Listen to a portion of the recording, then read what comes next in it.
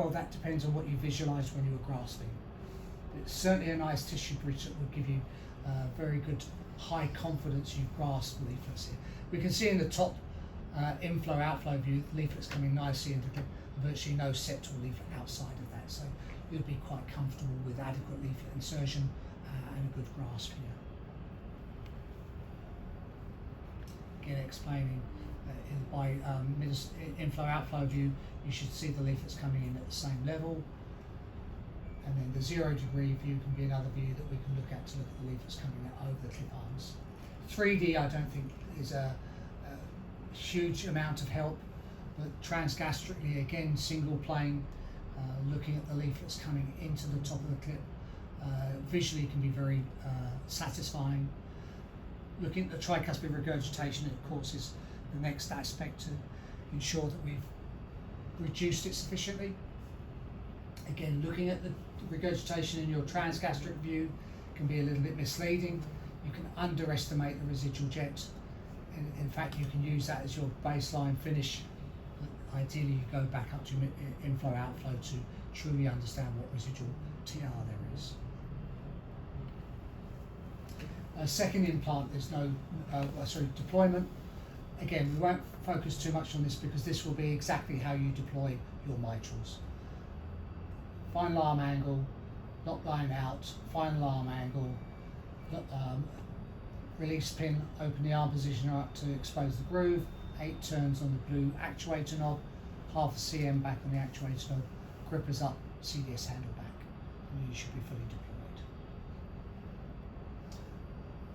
Again here, we won't go through this, but you should be fully understanding of how you deploy your clip.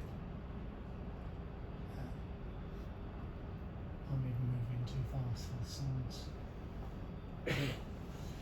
There's the release pin, actuator knob.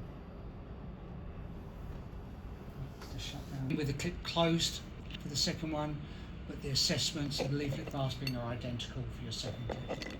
And your third clip and subsequent clips on top of that. Again, checking the hepatic vein becomes important after each clip.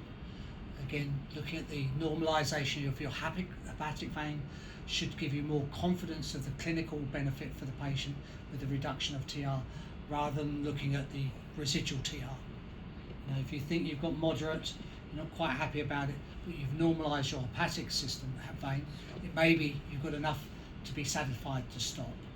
I think that hemodynamic marker is a very visually a very rewarding one once you've normalised that flow pattern.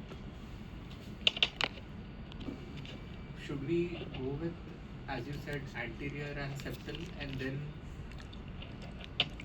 Yes, in most anatomies you will always start septo-anterior and then work centrally and then posterior. But again, if your TR is localised more centrally posterior, that's where you'll start.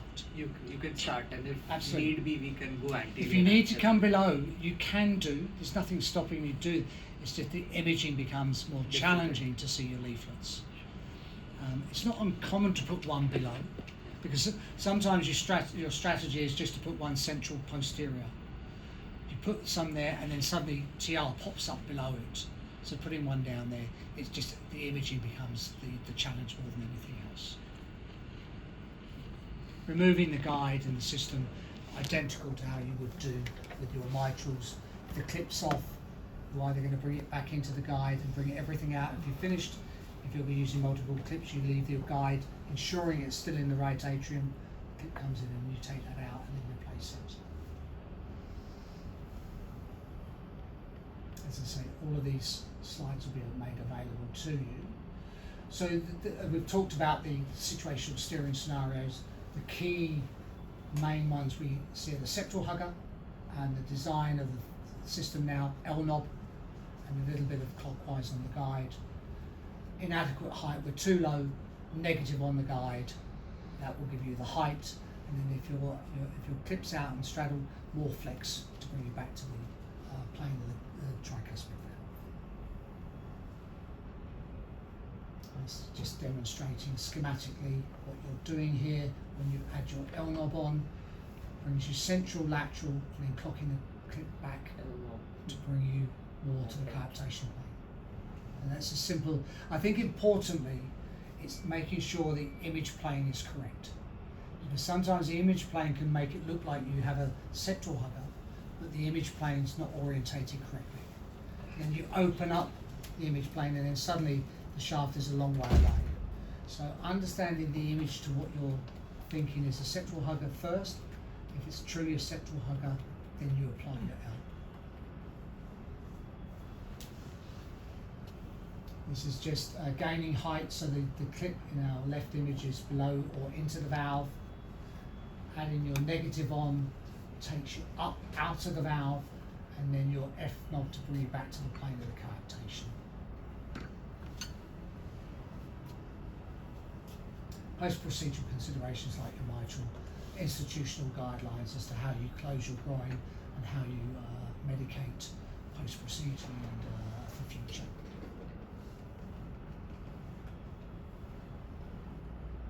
So just a quick overview. Again, not so important from the blue to blue now, because if you've not done off-label, it doesn't mean much. But it's a blue to blue key system now. We don't overextend the flex more than 90 degrees as you would for your mitral. Same considerations with your mitral. Being over aggressive with the system can potentially damage it, and then it won't perform as you would expect it to. Latching and unlatching, making sure the grippers work appropriately will mitigate any confusion when something doesn't work. That's why Abbott's there. They're always watching. They'll keep an eye out, try and understand why something doesn't work, and then help you through that. And normally we can overcome most challenges with the device or procedure. So that's it. Hopefully I don't have to rely on my laptop anymore this evening. Thank you. And I'm disappointed you didn't write any questions.